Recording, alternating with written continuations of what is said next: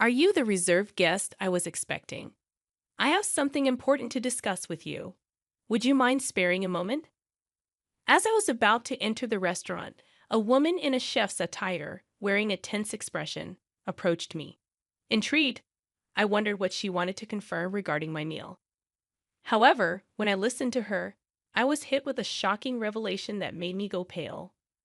My name is Emily Thompson, 31 years old, working in the advertising industry. I work diligently to create better advertisements, and although it's a challenging job, it's incredibly rewarding. My husband, John, whom I met through work, is a year older than me, and we've been married for a year. Being a dual income household, we efficiently share our household chores and help each other manage our lives. Initially, our interactions were solely work related, but as time went by, we started having more personal conversations and grew closer. I realized that we shared similar interests and values, and I started developing feelings for him. Fearing that we might not see each other often after our collaborative project was coming to an end, I mustered the courage and confessed my feelings to him.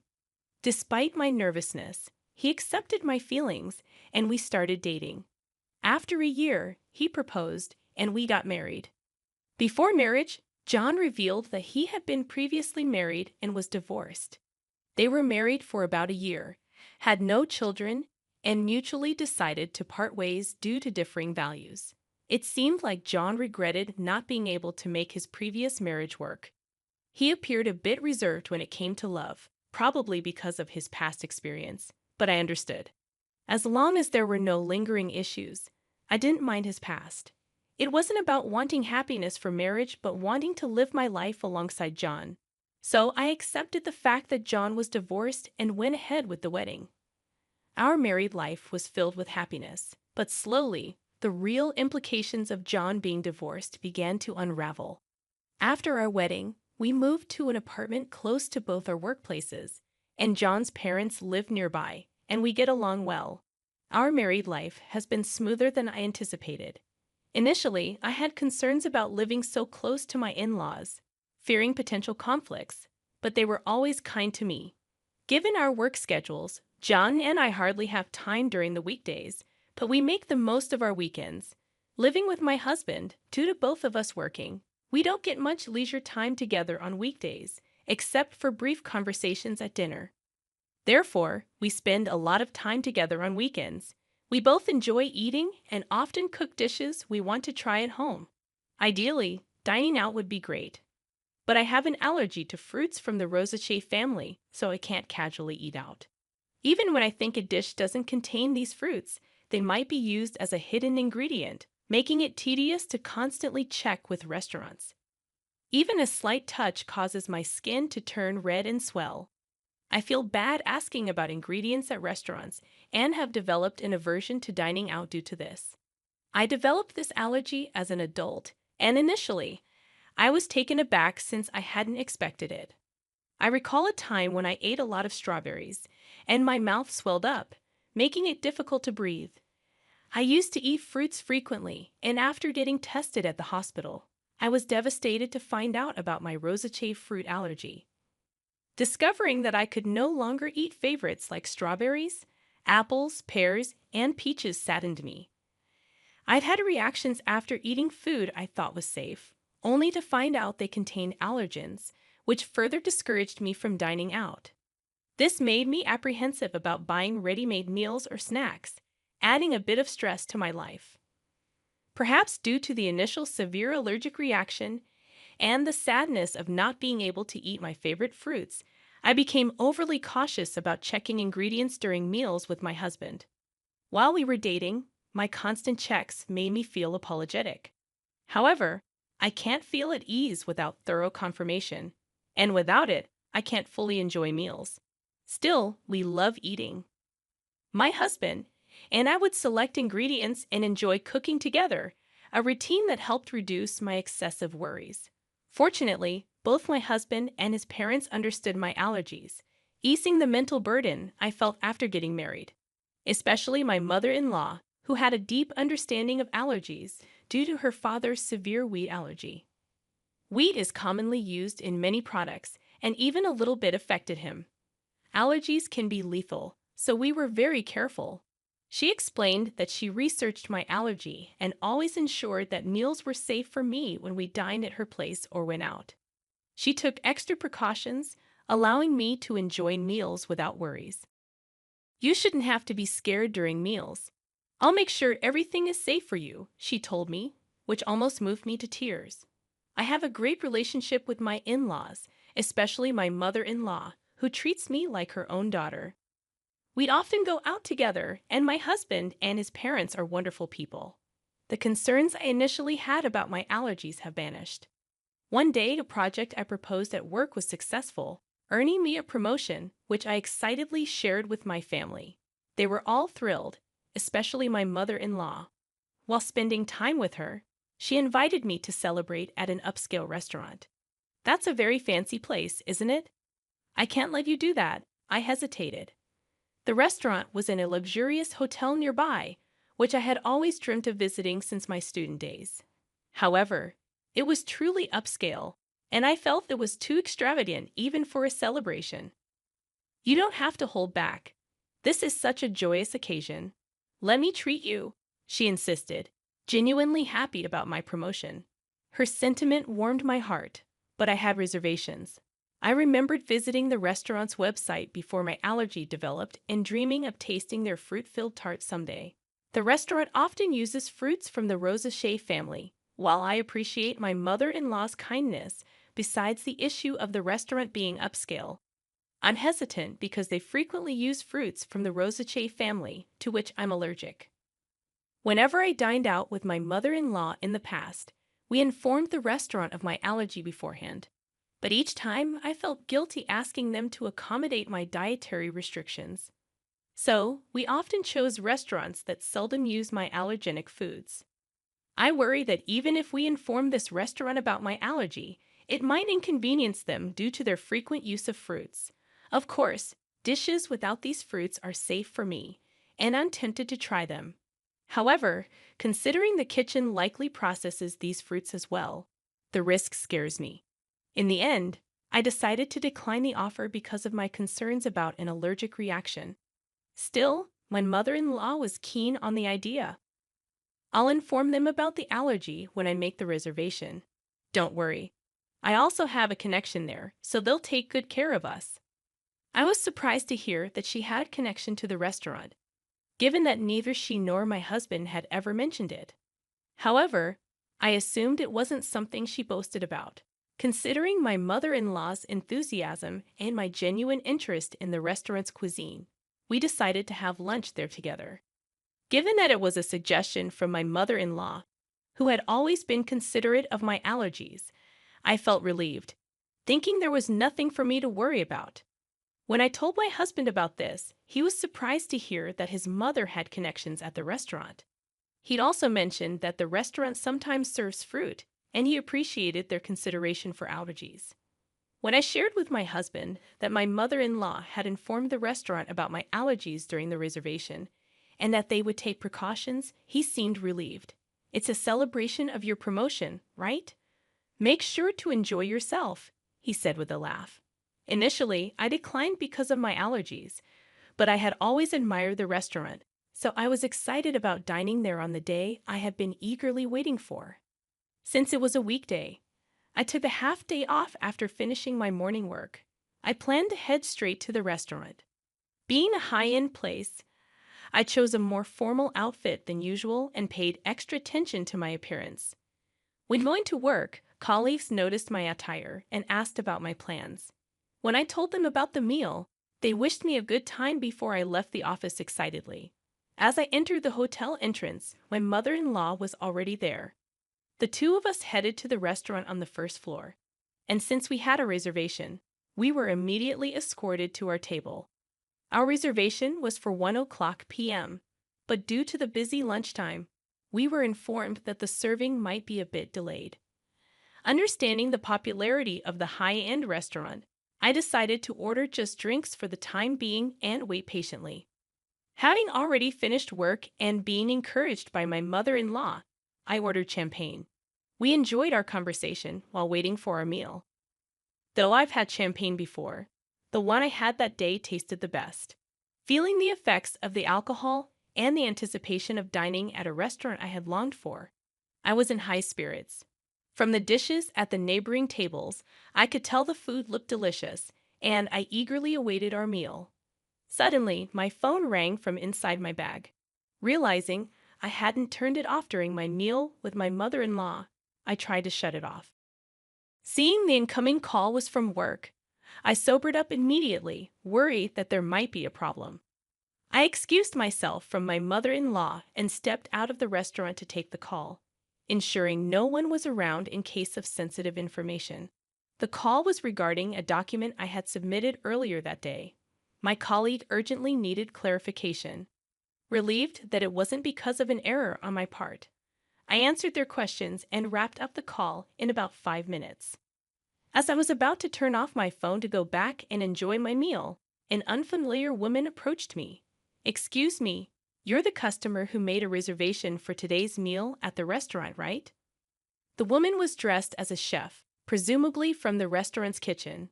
She looked rushed and a bit out of breath with a concerned expression. I wondered why she would come out during such a busy time. I was puzzled, but when she said she needed to confirm something, I answered her questions.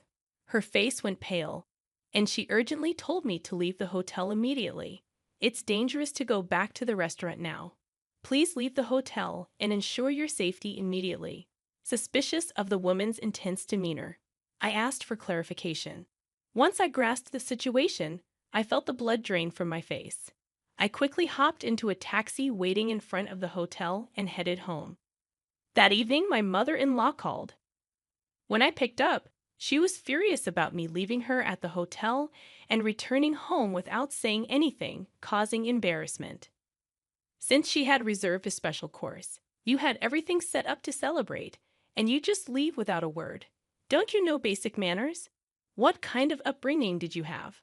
She was angry in a way I had never seen from my mother-in-law before, and she started to berate me. I had always thought of my mother-in-law as a kind and gentle person, but there was no trace of that now.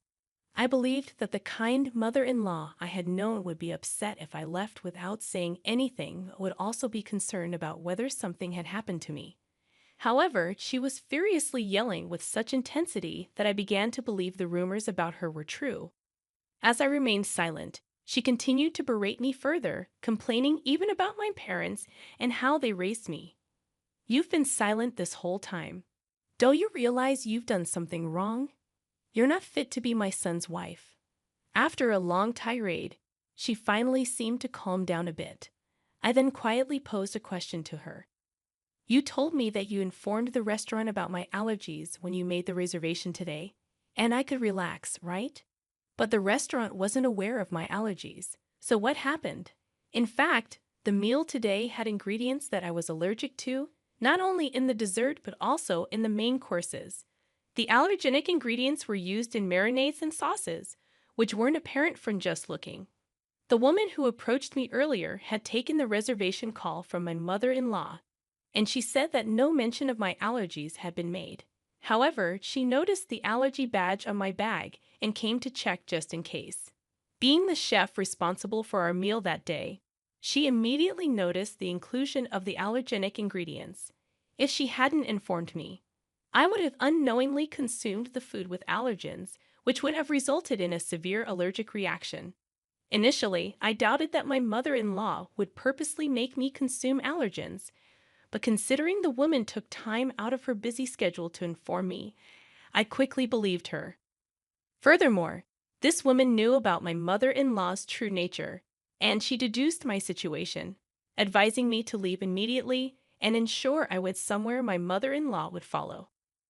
The reason she knew my mother-in-law was that she was my husband's ex-wife, now working under her maiden name, Kate Young. Seeing me with my mother-in-law, she realized I was the new wife and decided to help me out. She assumed I was the new wife because she believed that my mother-in-law wouldn't have female friends, especially someone of a similar age, after getting married to my husband. The ex-wife lived with his parents and was subjected to significant mistreatment by my mother-in-law before they married. She, like me, thought the mother-in-law was gentle and kind, which left her quite baffled once they started living together. When my husband or father-in-law wasn't around, the ex-wife faced continuous criticism for her housework and was always subjected to snide remarks. Being a full-time housewife, she had no escape despite her culinary skills, honed from attending a professional cooking school. The mother-in-law still found faults with her dishes, even discarding them at times. She considered discussing this with her husband. But the mother-in-law was adept at concealing her true nature, especially around him. Feeling her complaints would fall on deaf ears, the ex-wife aimed to gather evidence. However, as she had recently become a full-time housewife, she lacked funds and was almost constantly under the watchful eye of the mother-in-law. Unable to gather proof and without anyone to confide in, she felt trapped in this life, so she fled in the form of a divorce. Despite never having worked before, she utilized her culinary license to seek employment and was lucky to land a job at the restaurant. She worked diligently, and over time, the memories of her mistreatment faded, and she began to enjoy her work. After a few years, as she matured into a full-fledged chef, for some reason, my mother-in-law discovered she worked there and started frequenting the restaurant. Upon realizing her ex-daughter-in-law was there, she discreetly threatened her for discounts while she declined absurd demands. Past traumas influenced her to yield to some, and the connection my mother-in-law spoke of referred to the ex-wife. When I questioned why she hadn't communicated my allergies to the restaurant, my mother-in-law feigned ignorance. "I knew about your allergies, so I must have told them." "Maybe it's the staff's oversight," she countered defensively, placing the blame on the restaurant staff. Given that the reservation call was handled by the ex-wife, it's probable that my mother-in-law deliberately didn't mention the allergies, intending to pin the blame on the restaurant. However, I was already onto her game, considering the restaurant's stringent guidelines on allergies. If informed, they'd have accommodated my dietary needs. Moreover, they record calls for dispute resolutions, so it would be easy to verify who was at fault. When confronted with this, my mother-in-law, not anticipating recorded evidence, fell silent. I pressed on. "You've always been cautious about my allergies. Why did you not mention them this time?" Until now, my mother-in-law was well aware of the dangers of allergies and always showed concern, so I never imagined she'd do something like this. She knew that by doing this, it wouldn't end well for me, given that we had a good relationship until now. I was curious why she acted this way and sought an explanation. After a brief silence, she shouted defiantly, "I despise you. You outshine me. You deserve some pain." She was envious since I received praise at work and was more liked in the neighborhood than her. She arrogantly claimed that even if I spoke out, no one would believe me. If it weren't for this incident, I wouldn't have believed she was capable of such actions. Thus, I had collected evidence to reveal her true nature and confronted her with it. Everyone would believe me. My parents and my husband, John, are here, listening to everything. Plus, this conversation is being recorded. Everyone present had heard her berate me and her intentions to purposely expose me to allergens. In fact, after leaving the restaurant, I immediately went to my parents' house and had John join us. I had informed them of the situation, and we were discussing our next steps when she called. So I swiftly switched the call to speaker and started recording it for evidence. As a result, we had her incriminating statements on tape. She was taken aback by my revelation and asked in a shaky voice, "Wait, is John there with you?" She never expected her son to find out and asked in a trembling voice. In response, her son, who had been silent and emotionless, gathering evidence, spoke up. "I heard everything. I can't believe you do something like this, Mom," he said in a suppressed, angry tone. She hastily began making excuses. "It wasn't like that. I didn't mean." Her desperate attempt seemed insincere, especially after her earlier outburst. His anger was evident as he shouted, not only towards Kate, but also towards Emily. "I don't even want to think of you as my mother anymore. We're cutting ties." Given the true nature of the mother he had trusted, John was beyond furious. He then declared his estrangement from her, ignoring her cries. Furthermore, my parents said that they would sue her for attempted murder, and John cut off the call, disregarding her voice. Later, when John informed his father about the incident, he was furious and suggested divorce, eventually throwing her out of the house. With no relatives to rely on, no income, and being a housewife, she clung desperately, pleading and crying. Her husband, feeling a final bit of pity, put her in a basic apartment, paid the first month's rent, and told her to find work so she could support herself. But having been a housewife, she seemed to lack the drive to work, and, for some reason, clung to both John and me. She barged into our house demanding money, but we drove her away, telling her to earn it herself, especially John, who was extremely stern, ensuring she wouldn't approach our house again. Later on, rumors suggested she started working at a nearby supermarket, but she seemed quite disheveled. Given her nasty attitude, she had no one to rely on and seemed to be struggling on her own. I hope she continues to work hard, both for her own expenses and to pay us the compensation. And I want her to stay out of our lives. As for why she did what she did, it seems she was jealous of me and wanted to see me suffer. John's ex-wife had moved in after graduating from a vocational school and became a housewife. She was submissive, obeyed her mother-in-law, and had a quiet nature due to her unpleasant character, which made her disliked by women and her enjoyment in bullying those weaker than herself. She used to take out her stress on John's ex-wife. However, I am independent, working, and getting promotions. I had a higher social status than her and was well regarded in our neighborhood. Initially, she liked me, thinking I was a competent daughter-in-law, but she gradually grew jealous. Being unable to bully me, she wished I'd be in a position where I'd become incompetent, wanting to look down on me. After the explosive call when John and his father confronted her, she confessed everything, leading to their declaration of cutting ties with her. Later, John apologized to his ex-wife for not noticing the bullying. At that time, he was new at his job and deeply trusted his mother, which blinded him to her behavior. Still, he felt he should have noticed and was regretful. His ex-wife assured him she was over it. She's dating someone now, and their conversation ended on a peaceful note. John felt relieved, knowing she was genuinely happy. Thanks to her help, I became friends with John's ex-wife. She's also career-oriented, and we get along well. Although she's his ex-wife, there's nothing concerning regarding their relationship, and I'm glad to have a friend close in age. After settling matters with the mother-in-law, John and his father threw me a promotion party. With the celebration from the two of them, I felt happy and determined to continue working hard without worrying about my mother-in-law. Greetings, I'm Felicity, and I've reached the age of 37. Allow me to recount an intriguing experience and how I swiftly handled it, as I'm not one to be deceived, contrary to many tales I've encountered. Surprisingly, I had a good relationship with my mother-in-law before everything unraveled. Our bond was smooth, filled with warmth, perfection, and mutual respect. My husband, Frank, was the love of my life, my partner in crime, and my best friend. From my perspective, everything seemed picture perfect. This isn't a delusion or oversight on my part. Sure, we had our arguments like any normal family, but there were no red flags, and all seemed well. However, the shocking turn of events that followed left me bewildered. Let me narrate the incident and explain why I chose to seek revenge on my husband and mother-in-law.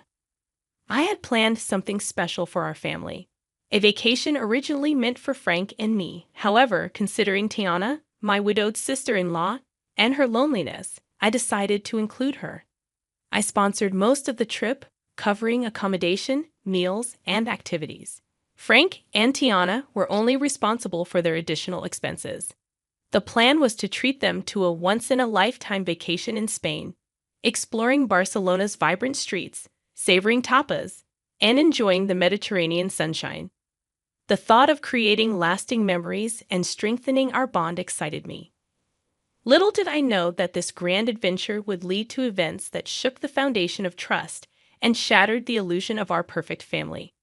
Backtracking to that fateful day, filled with hope and promise for our Spanish dreams, I stood in the living room holding plane tickets with a smile on my face. Gathering Frank and Tiana, I revealed the surprise. They exchanged puzzled glances, curiosity etched on their faces.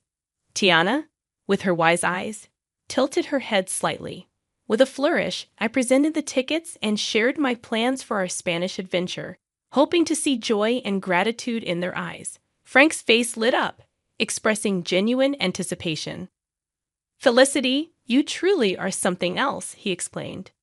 Anticipation bubbled within me as I eagerly awaited the commencement of our extraordinary journey. Tiana, on the other hand, donned a gentler smile, her gaze meeting mine. "Oh, my sweet Felicity, you've truly outdone yourself. This is a gift beyond measure." "I'm deeply touched," she expressed. In that moment, pride and contentment swelled within my heart.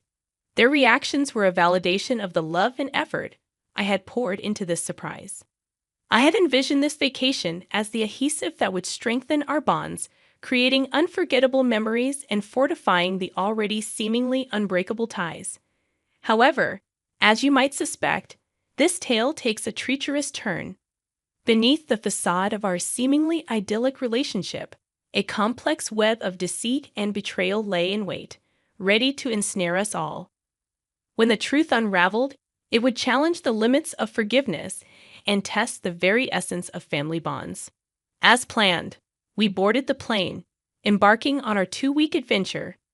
The anticipation was palpable as we immersed ourselves in the vibrant streets and rich tapestry of Spanish culture.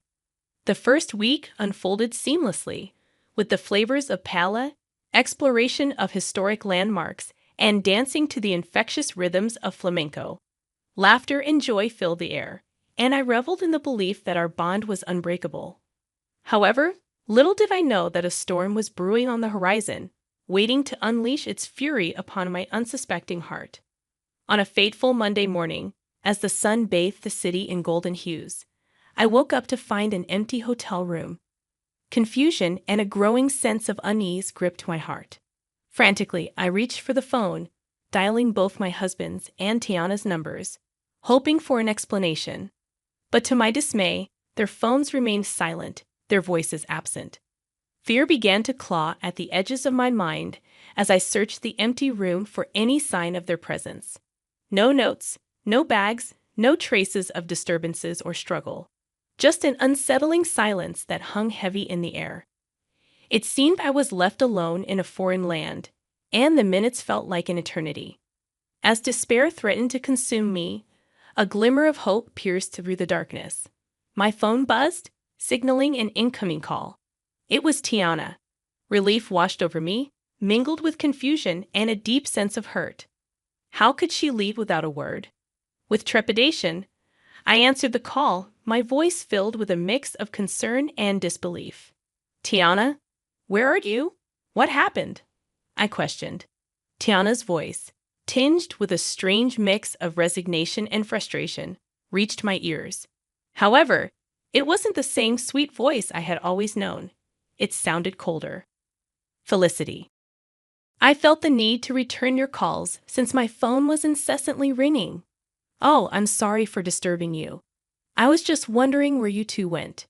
Your bags aren't here, and I was concerned that something bad had happened." With an indifference that shook me to the core, she uttered the next words, "We left you. But why? What happened?" "I couldn't bear to spend another week in your company, so I had to leave." "Did I do something wrong?" "Yes. I mean, how could you be so dense?" "Dense? Excuse me. You sprung up this trip on me, practically forcing me to go with you. I couldn't remain disingenuous any longer. Let me spell it out clearly for you, Felicity. I don't enjoy your company. Sure, we can spend a couple of hours together at a family event, but 2 weeks? I tried to be civil and grace you with my presence for as long as I could. Turns out I could only master 1 week with you before I lost my mind. I'm sorry, but I'm on the way to the airport with Frank right now. We can't be around you any longer." Shock reverberated through my core as the revelation struck me like a bolt of lightning. unraveling the threads of trust I had so naively woven. How could our seemingly unbreakable bond crumble beneath the weight of unspoken grievances? Questions flooded my mind as I grappled with this harsh reality. What had I done wrong? What exactly did I do to deserve such harshness? How did things escalate to this point? Was there no chance for reconciliation? Confusion and heartache intertwined within me, the pain of betrayal seeping deep into my soul. I didn't know you felt this way, Tiana, honestly. And you had no reason to. I'd always led you to assume that things were fine and dandy between us. Why not bring that up? Why not sit me down so that we could hash out whatever problem there was between us? Because if I'm being honest, I still don't know what I've done to wrong you. That's the thing. I just can't put my finger on it, but you just irk me. What? That's the most childish thing I've ever heard. You can't stand me just because of some inexplicable irk? Grow up, Tiana. I thought I offended you or something, but I didn't do anything wrong, right? Not necessarily, but it doesn't matter. What matters is how I feel about you, and I feel that you're annoying, and I just can't stand being around you. If that's the case, then why did you say yes to coming with us on this trip? Because it was a free trip to Spain. No one is going to turn down that opportunity. But as the days went by, I grew more and more tired of your antics. What antics, Tiana? What did I do that was so bad that you decided to leave me all alone in a foreign country? She failed to answer, and I grew more impatient with this impromptu disdain coming out of nowhere. I was shocked, hurt, confused, and angry. But most of all, I was just sad. I had to inquire about my beloved husband and what he had to say in all of this. Let me speak to Frank, casually and easily. Tiana passed the phone on to Frank. Assuming someone, likely Frank, was eavesdropping on the entire conversation, he responded with the same indifference and coldness as his mother. Hello. Really, Frank? You decided to leave me too. I didn't leave you because I don't like you. I left because my mom needed me to take her home. So you knew about all of this? How long have you known about your mother's apparent hatred towards me? For some time now. I was hoping this trip would bring her closer to you, but I was wrong. Okay, but what I'm failing to understand is why none of you approached me about this. We're all adults, meaning if there's an issue, we solve it. It's not like we haven't had arguments in the past. We sat down and solved those arguments. What's different about this time? Frank failed to answer, mirroring his mother's earlier silence. The only thing I can safely conclude about this entire stupid debacle is that your mother hates me for a silly reason, which she knows isn't valid. Maybe she's jealous of me or something. Maybe I have something she can't have. And she knows she can't speak up about it without sounding foolish. So she's beating around the bush. Am I correct in assuming that? Their resounding silence affirmed my assumption. Well, I can say that I'm honestly shocked. I didn't know that you two felt this way about me. I hope you have a safe flight back home. I cut the call, pacing around the hotel room, still trying to understand the issue. As I contemplated whether I deserved this treatment, I realized that 47 years on this planet had taught me that sometimes people hate for no apparent reason, driven by jealousy or bitterness. It's not uncommon, but the last people I expected this behavior from were my own family. After sobbing for some time, I had an epiphany, taking me back to the moment when I decided to take control of my destiny and seek vengeance against those who wronged me without cause. It was a pivotal moment that would forever change the course of my life. Wiping away my tears, a newfound determination welled up within me. I refused to waste any more precious emotions on their actions. It was time to show them they couldn't trample over my heart and get away with it. With trembling fingers, I dialed my childhood friend Arlo's number, knowing I could trust him with my darkest secrets. After pouring out my heart and explaining the painful betrayal, I cautiously asked if he could assist me in my quest for justice. Arlo, always the loyal and mischievous friend, listened intently, his voice filled with a mix of concern and excitement, reassuring me that he had my back. Felicity, my dear friend, you're a force to be reckoned with, And you know you can count on me for anything and everything. So, what are you planning on doing? Well, Arlo, you know how your construction company always has excess sawdust. Yes, it can be quite a hassle to get rid of sometimes. I believe I've found the perfect use for it. His curiosity piqued. I unraveled my plan like a carefully crafted script, detailing how we would execute the ultimate act of retaliation. Bags of sawdust would be delivered to Tiana's house, infiltrating every corner and crevice, leaving an indelible mark of chaos and betrayal. Arlo couldn't help but smile at the brilliance of my idea, a subtle yet impactful reminder to Tiana of the stress she had unleashed upon my life. Armed with Arlo's expertise and my newfound determination, we set our plan into motion. The question arose, how would we get inside the house before they returned? You need to get the spare key hidden under the potted plant on the patio. Then you'll be in. Wow, you thought of everything, huh? I'm not one to be played with. I think I'm a reasonable woman, but if they want to go lower and act childish, then I'll go even lower. Atta girl.